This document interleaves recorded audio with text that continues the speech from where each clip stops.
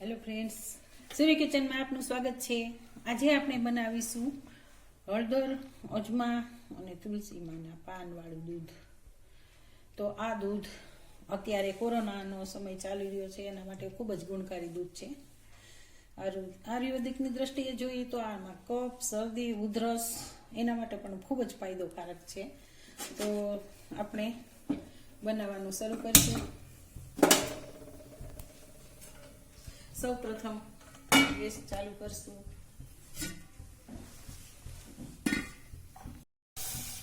દૂધ નાખ્યું છે મેં। હવે આપણે દૂધને પેલા થોડુંક ગરમ થવા દઈએ, એકાદો ઉભરો આવવા દઈએ, પછી નાખીએ બધું।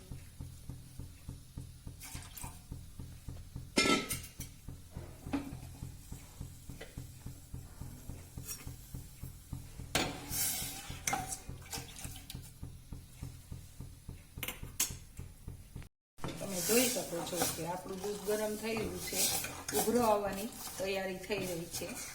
હવે આપણે એમાં આ એક નાની ચમચી, આ એક ગ્લાસમાં એક ચમચી દૂધમાં, એક ગ્લાસ દૂધ હોય તો એક ચમચી હળદર, અને આ 1.5 ગ્લાસ દૂધ છે મોટો, એટલે 1.5 ચમચી હળદર।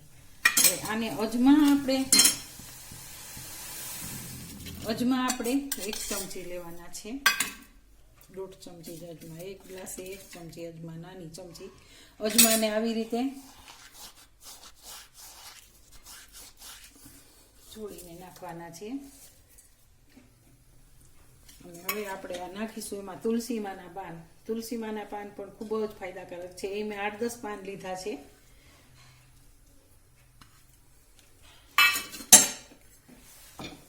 અને અત્યારે શિયાળાની સિઝન ચાલી રહી છે, એના માટે આ દૂધ ખૂબ જ ગુણકારી છે। કફ, શરદી, ઉધરસ અને 15 દિવસની ઉધરસ હોય, દવા લેતા સારું ન થતું હોય, તો આપણે આ દૂધ પીવાથી ઘણો ફાયદો, ગેરંટી સાથે કહું છું કે 4 દિવસમાં 100% ફાયદો થાય। ગમે એવી ઉધરસ હોય એમાં 100% ફાયદો થાય।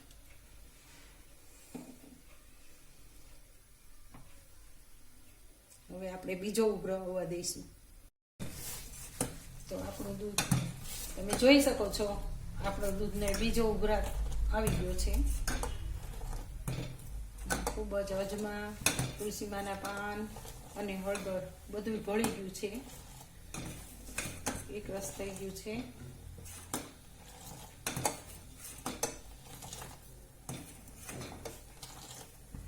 આયુર્વેદિકની દ્રષ્ટિએ તો આ દૂધ ખૂબ જ ઉત્તમ છે। 15 દિવસની ઉધરસ હોય, દવાથી મળતી ન હોય, આ દૂધથી ફાયદો થાય જ છે, 100% ફાયદો થાય છે।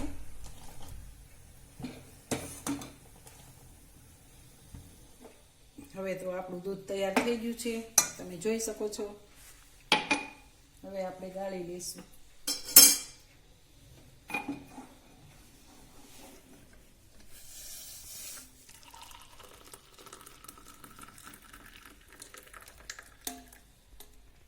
તૈયાર થઈ ગયું છે, અને મેં ગાળી લીધું છે। હળદર, અજમા ને તુલસીમાંના પાન રાખ્યા છે એમાંથી। આ દૂધ શિયાળામાં તો ખૂબ ગુણકારી છે, પણ ગમે એ સિઝનમાં ગુણકારી છે। નાના બાળકોને ઓછા પ્રમાણમાં અજમા નાખવાના।